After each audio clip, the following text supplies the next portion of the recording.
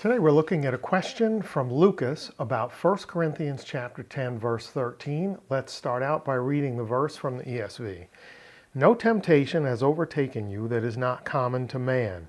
God is faithful, and he will not let you be tempted beyond your ability.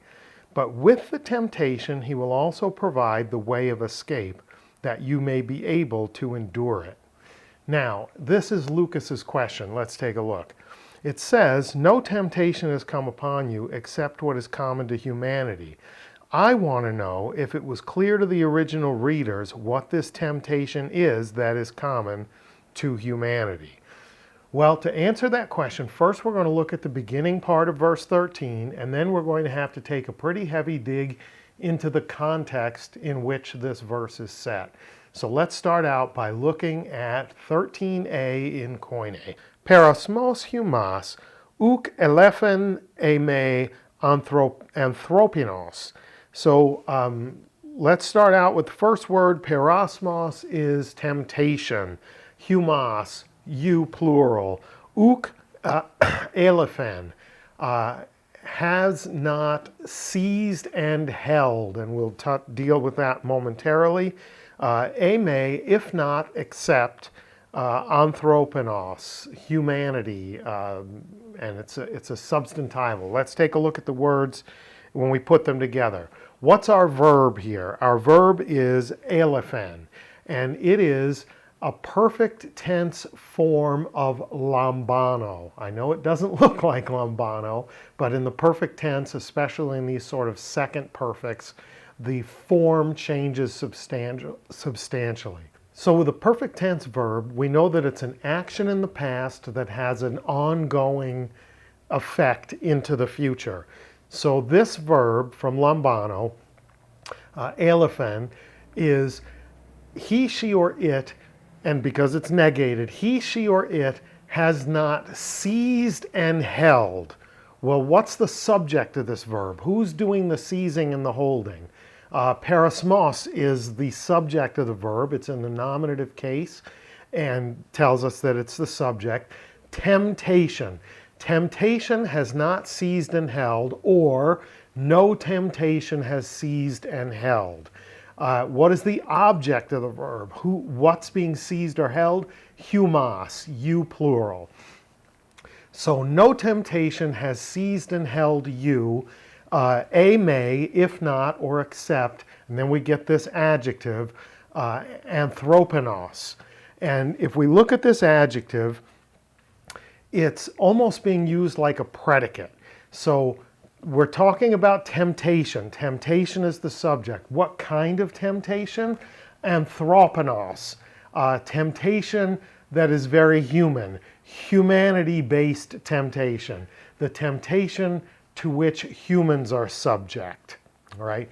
That's the except. We get, no temptation is seized and held us, except there is some temptation that seizes and holds us.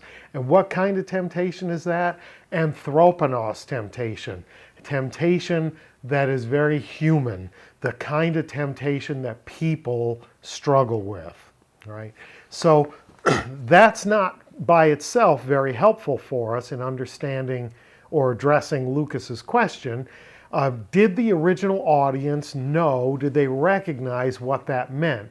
Well, we know this, we know they were all humans, and that we're all humans, and that we've all experienced temptation. So hopefully there's some innate resonance with that notion. But to really get to the root of this thing, we have to look at the context in which this verse is situated. And so to do that, before we do that, I want to read the rest of verse 13 again, just to frame up the rest of the thought. God is faithful. So remember, he said, no temptation has seized and held you, plural, except the kind that is common to humans. Then we get, God is faithful, and he will not let you be tempted beyond your ability, but with the temptation he will also provide the way of escape, that you may be able to endure it.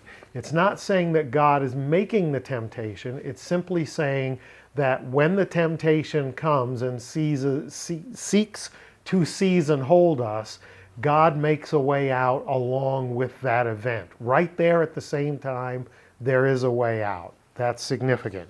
So the good news is this basic human temptation is not insurmountable. God is working on your behalf to provide an out if you will take it. Now, let's get to the context. Some of this is going to be homework, and some of it we'll look at together.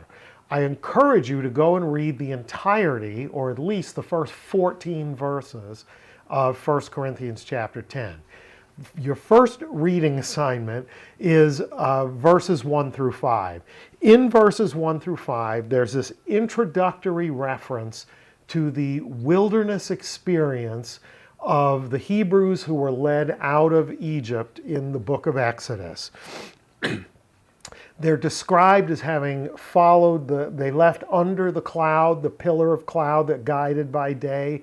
They passed through the water, they crossed through the Red Sea, and that despite their miraculous delivery, most died in the wilderness for offenses committed against God, their rebellions against God in the wilderness. Now, let's take a look at verse 6. Verse 6 says, "Now these things took place as examples for us, that we might not desire evil as they did." Notice, Paul considers their desires that continually prompted their rebellions as evil. And he says, I hope that you guys won't be like those guys, right? So right away we have a context for understanding the temptation to evil.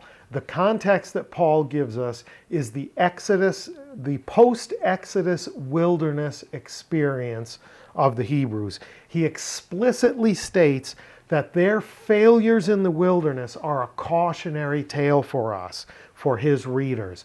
Don't do what they did.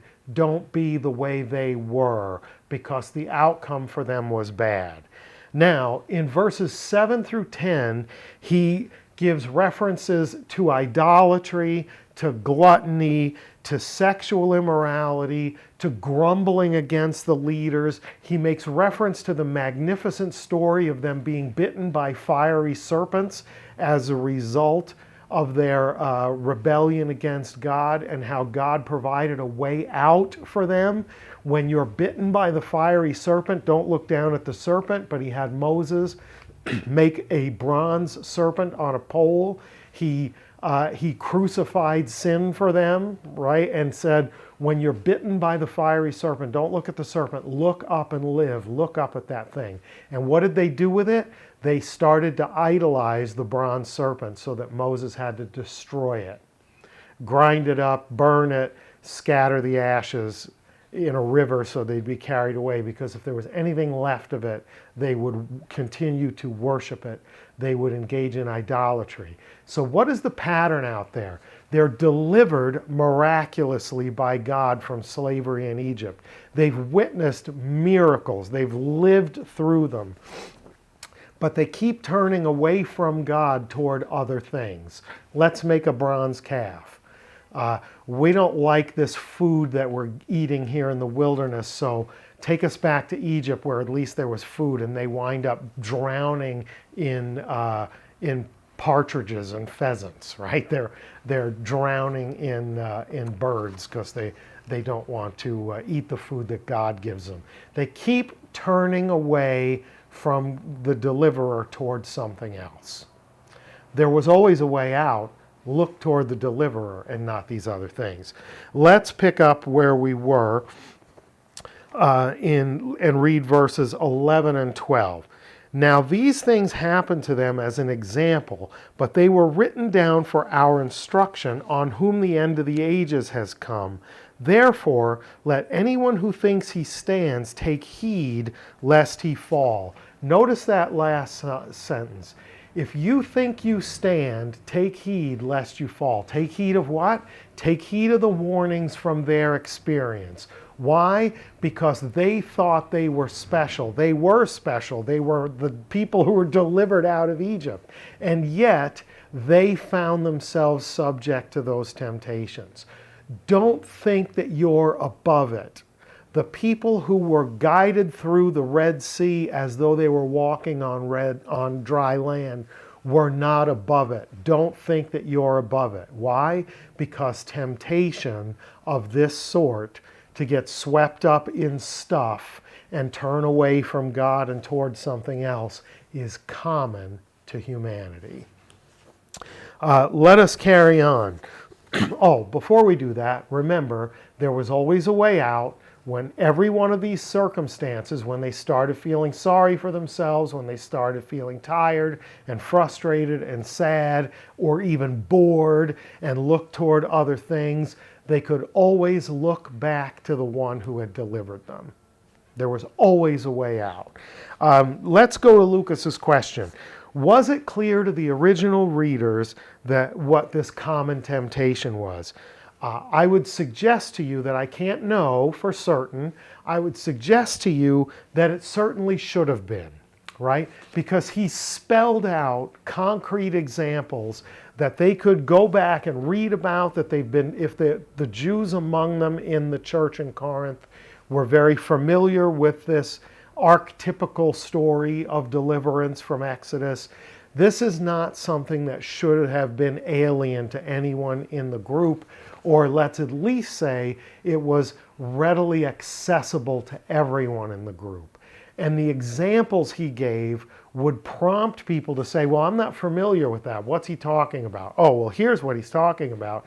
In the Exodus, they came out and started saying crazy things like everybody else knows what their God looks like. We don't know what our God looks like. We've just got this big pillar of cloud in the day and fire at night.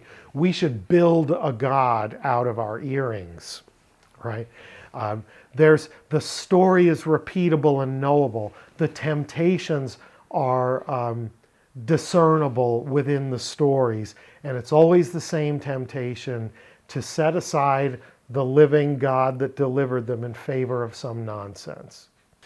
So Paul gives his readers this model of the wilderness to understand the temptation and sin. They didn't have to do those things, or let's say they didn't do those things because they were some special kind of stupid or some special kind of evil. What they did was because of their very common nature, their basic humanity. We still do the same kind of nonsense in our own lives today. We get distracted, frustrated, tempted by things that are really human when we could, for all intents and purposes, turn away from them. But these are the temptations that are common to humanity. I don't like the food I have. I wish I had this other food. Other people don't have to go through this. I wish that I didn't have to go through that. Oh, look at what that guy's got. I want that. And always giving in to that base, common human temptation. One of the magnificent elements of this is that going off after idols, whether they be literal idols or figurative idols, is one of the most common manifestations of this temptation that seizes and holds human beings, right? The way out was with them.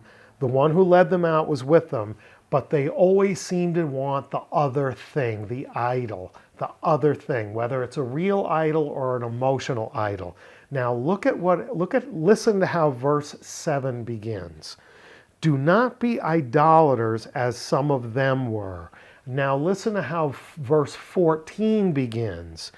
Therefore, my beloved, flee from idolatry. So verses 7 through 14 form this idolatry sandwich. There's a warning about idolatry at the beginning of 7 and at the beginning of 14. Then in 7 through 13, we get this laid out explanation of how the people in the wilderness kept stumbling over this nonsense that led them to turn away from God and toward the literal or figurative idols. And then he says, but remember, when you are tempted, you're not tempted and seized by anything that's insurmountable or new or unique to you. This is the common stuff. And God has made for you a way out just like he did for them. Don't fall for the idol. Go with the one who delivered you. He's made a way out for you. He's made a way of escape. What does Exodus mean? Exodus, ex hodos, the way out. He's made an escape route for you. He's made a way out for you, just like they had a way out of slavery in Egypt and a way out of the temptation in the wilderness to trade the living God for idols. Pretty magnificent stuff, isn't it? It's all about keeping focus on the deliverer. The temptation common to humanity is the temptation to look elsewhere, to trust elsewhere, to worship elsewhere. And so I would say, to answer your question, Lucas, I think if they didn't know what he was talking about, if they didn't understand, then they weren't paying attention to what he had said in verses 1 through 13. And then caps it off in 14 by saying, therefore, on account of all of this, flee from idolatry. Don't fall for what they fell for. Thanks, Lucas, for your magnificent question. Thanks, everybody, for watching. And until next time, Karskai Reini Humin, grace and peace to you.